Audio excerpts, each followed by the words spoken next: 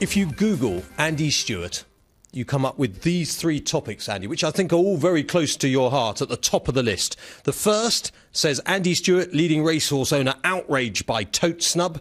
The second says millionaire stockbroker Andy Stewart campaigns for better NHS care and Spinal Research. And Andy Stewart, dropout turned multi-millionaire behind festival charity. Let's start with the charity side of things. It was back in December 2008, exactly 4 years ago, that your son Paul had a terrible accident. Just tell us exactly what happened. Some friends of his couldn't afford to buy a house in London, so they were renting, but they had got all clubbed together and bought a ski chalet in Grenoble in France. And so before going to a family Christmas at Barbados, they all went down to go skiing. Paul was a top-class snowboarder, so he was on the black run of snowboarding, and a freak avalanche came along and took him over the side of the cliff. And unfortunately, when he fell 200 feet and hit sheer rock.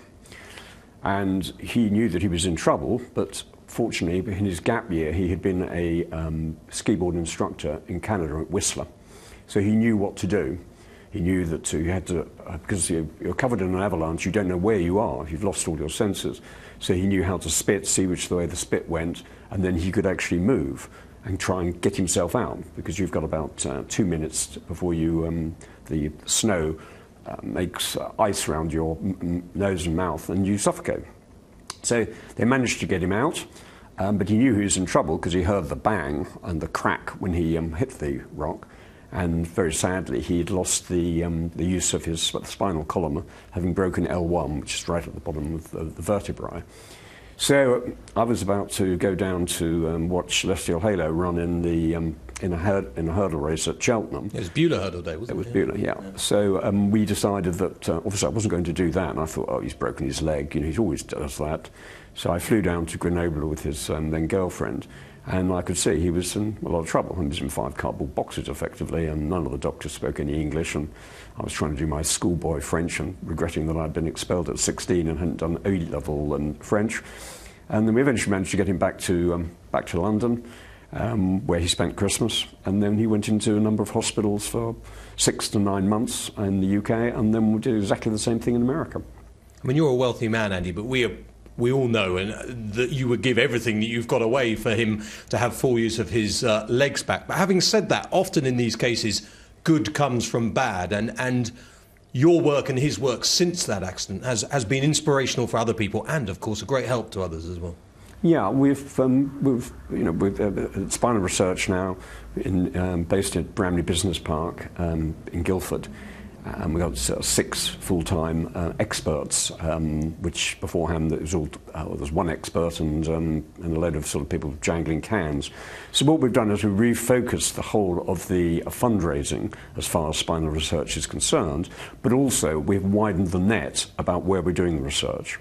So there is no point in us doing research here in America doing research.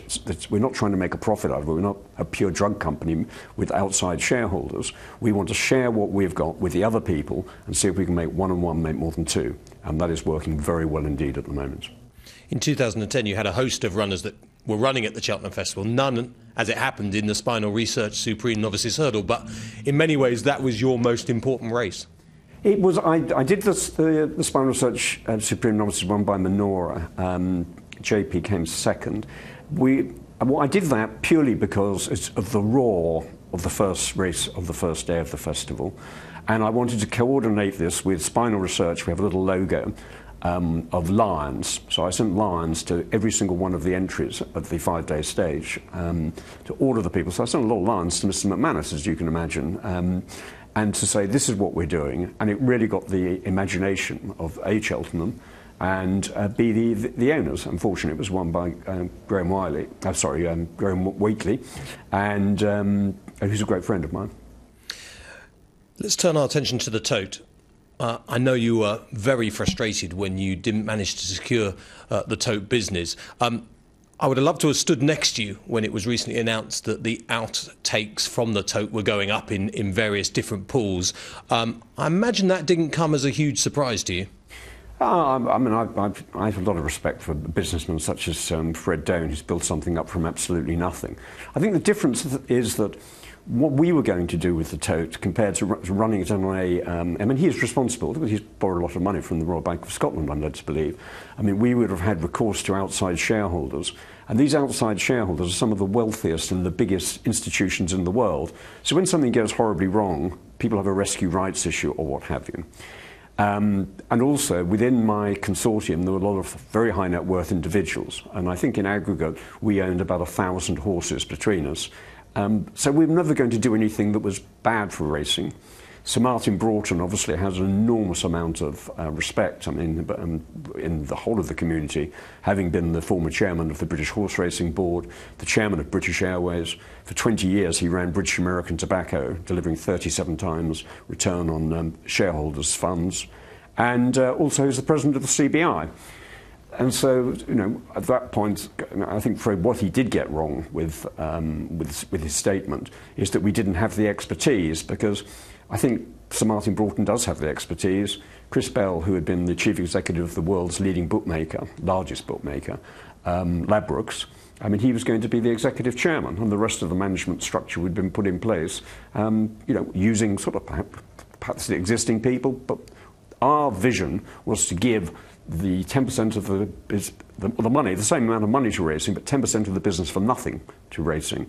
And I wanted to take the business model to the People's Republic of China and to India. And that is how we managed to raise £260 million, not on what the numbers were, is what the numbers were going to be if we managed to get the breakthrough, especially as far as the Chinese market. Andy, you've been described in newspaper reports, I think it may be a word you've called yourself fairly harshly, I imagine, but you said you were a dropout who made it big. But obviously you've been incredibly successful businessman. Do you sit here now thinking to yourself, British racing would be in a better state if our group was running the Tote?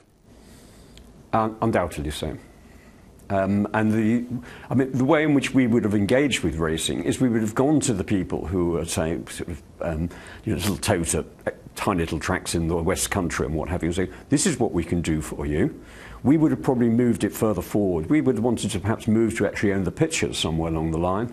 So we could have actually developed the whole of the package and shared it with the racecourses, who are already going to be getting 10% of the business for nothing. So you're giving them £26 million for nothing.